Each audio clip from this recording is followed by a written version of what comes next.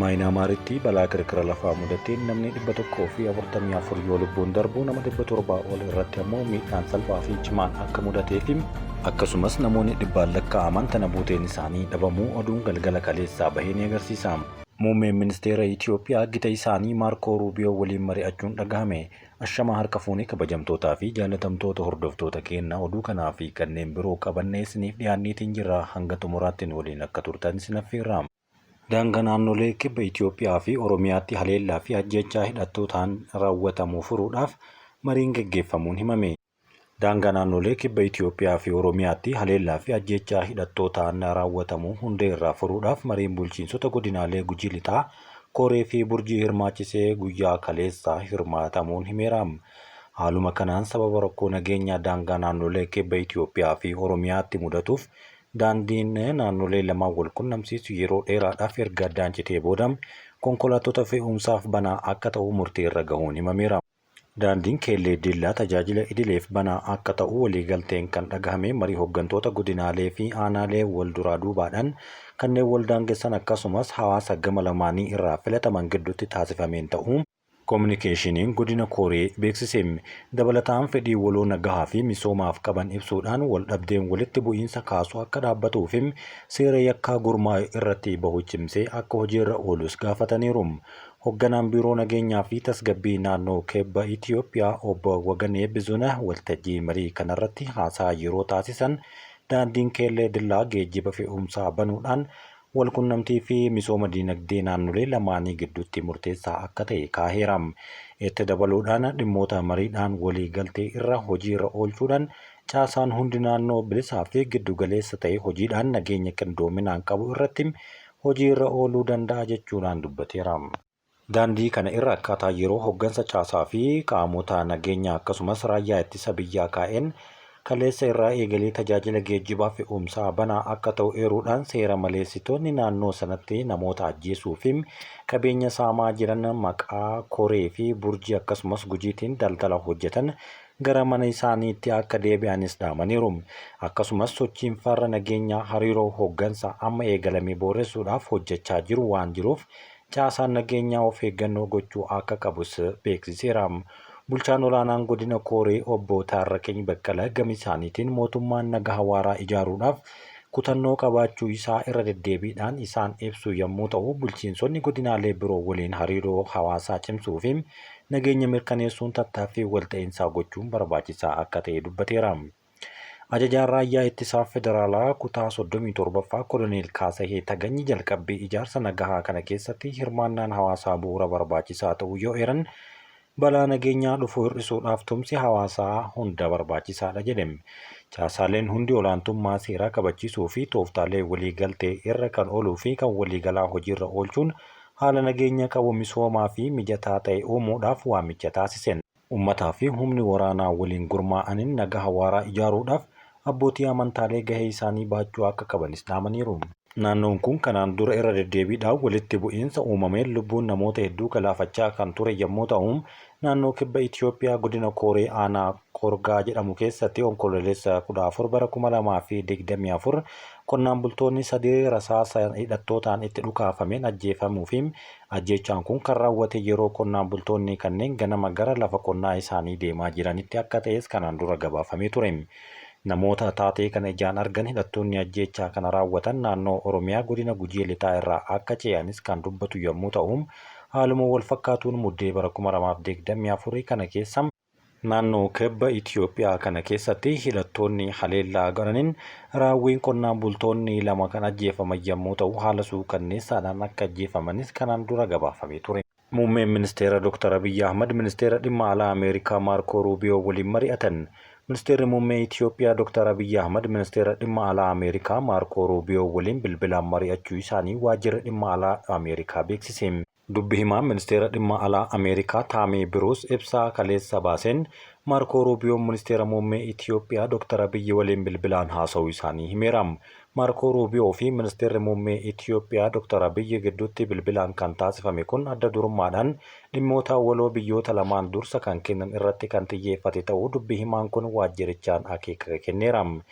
Dhimmoota marii kanarratti kanneen kaafaman keessaa nagaa fi tasgabbii gaanfa Afrikaa dhimma dursa kennamuuf ta'uu dubbii himaan kun yoo himan, akkasumas geggeessitoonni lamaan hariiroo biyyoota lamaanii cimsuudhaaf fedhii qaban irratti mari'achuuf kaasaniiru.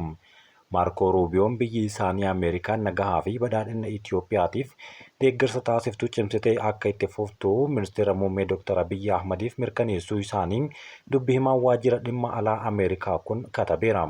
UN kutaalee naannoo Amaaraa harka caalu keessatti gargaarsa nyaataa hatattamaa geggeessuudhaaf rakkachaa akka jiru himam. Waajjirri qindeessaa gargaara namoomaa dhaabbata mootummoota gamtoomanii ibsa baaseen kutaalee naannoo Amaaraa harka caalu keessatti gargaarsa nyaata hatattamaa geessuun rakkisaa akka ta'e beeksiseera. Waajjirichi kutaalee naannichaa hedduu sababa nageenyaa dhabuutiin gargaarsa nyaataa kennuu guutummaatti hin danda'amne kan jedhe yookaan gar-tokkoon hin danda'amne kan jedhe yommuu ta'u, hedduu isaanii suuraadhaan wal qabsiisee ibseera. Iddoo gonkumaa gargaarsa itti kennuun hin danda'amne keessaa godinaalee Goojjam yoo ta'an kanneen keessaa akka Dagaa Daamot, Maccaa Kibbaa akkasumas Jaawwii fi Wambaraa fa'aa kaaseetiin jira. Gondar keessatti iddoo Makaana Yesuus, Taachi Gannat, Daawant, Mannaa Maktaawaa kan jedhaman yommuu ta'u, Walloo keessatti ammoo Saayinti eerameera. Karaa Shawaatiin ammoo Marraabiiteem, Efraataa Gidim akkasumas Manzi Laaloo, Midireefim kanneen biroos kaafamaniiru. Akka odeeffannoo waajjirri kun baasetti naannolee naannichaa harki caalaan isaanii gar-tokkoon dhaqqabamaadha kan jedhu yommuu ta'u, baha Amaaraatti karaa fooyya'aa ta'een dhaqqabuu akka danda'e ibsa waajjirri kun baaseen kaaheera. Godina Walloo Kaabaa aanaa Raayyaa Qobbootti baatii bitootessaa keessa gargaarsa lubbuu baraaraa hatattamaan kennuu akka danda'e kan agarsiise waajjirichi buufataalee fayyaa lamaaf gargaarsa yaalaa taasisuu ibseera. Waajjirichi gargaarsa nyaataa hatattamaa sadarkaa barbaadamuun dhaqqabsiiseera kan jedhu yommuu ta'u, aanaalee muraasa qofa keessatti ta'uun ibsuun isaan keessaa aanaan Waagimraa tokko ta'uu kaaseera. Naannawa Walloo Kibbaa fi godina addaanaa saba Oromoo naannawa Kamiseetti gargaarsi akka qaqqabamu taasisuu kan beeksise yommuu ta'u, naannicha keessatti naannolee gargaarsa nyaataa hatattamaan barbaadan hedduun isaanii kan jiran ta'uu yoo ibsu, keessumaa Waagimraa, Walloo Kaabaa fi Walloo Kibbaa akkasumas Gondar Kaabaa fi Kibbaa kan ta'eera. Aanaalee tokko tokko dursa kan hin kennineefim jedhamanii yommuu ta'u, ramadamanii kan turan ta'uufim amma garuu fayyadamtoota gargaarsa nyaataa hatattamaa saffisaan dabalaa akka jiru dubbateera. Bara kana sassaabbiin oomishaa kan bara darbeerra fooyya'aa ta'us gatiin midhaan nyaataa haalaan dabaleera kan jedhu gabaasni Oochaa kun akkasumas hanqinni dhiyeessiis dabaleera jechuun kaaheera. Kana malees dhaabbanni gargaarsa Ameerikaa USAID'n hojii dhaabuun namoota hedduu gargaarsa nyaataa akka hin arganne taasiseera jechuun akeekeera. Deeggarsa mallaqaa daangeffamuudhaan naannicha keessatti dhaabbileen gargaarsaa gahaa rakkoo isaanii kan nageenyaa fi waldhabdeen hidhannoo mootummaa fi hidhattoota gidduutti adeemsifamaa jiruun kutaaleen naannichaa hedduun dhaqqabamaa ta'uu dhabuun dabalatee deebii fayyadamtootaaf kennamu irratti dhiibbaa guddaa nurratti uumeera jechuun ni kaahama. Itti dabaluudhaan naannicha keessatti harki hojjettoota gargaarsa itti raawwatamaa jiruun hammaataa dhufuudhaan haalli isaan rakkisu taasiseera jedhan. Bara darbee waraana keessatti hojjettoonni gargaarsaa 8 ajjeefamuu fi 24 ammoo booji'amuu yoo kaahu, gargaarsi naannolee naannichaa hundaaf dhaqqabamaa akka ta'uuf qaamni hundi tumsa akka godhu Oochaan gabaaseera. Oduu biyya alaatiin guyyaa kaleessaa galgala kirkira lafaa Maayinaamaaritti mudatee lakkoofsi namoota du'anii 144 akka gahe gabaafameera. Kirkirri lafaa cimaan Maayinaamaar mudatee lakkoofsi namoota du'anii dabalaa kan jiru yommuu ta'u, hanga kaleessa galgalaatti namoonni 144 kan du'an yommuu ta'u, kanneen miidhaan qaamaa irra gahe ammoo 732 gahuun dubbatame. Dhaabbanni jiyoolojii Ameerikaa akka ibsetti kirkirri lafaa cimaan reektar iskeelii 7.7 giddu galeessa Maayinaamaaritti mudachuu irraa kan ka'e namoonni hedduun gamoowwan baay'een kan jijjigan ta'uun himeera.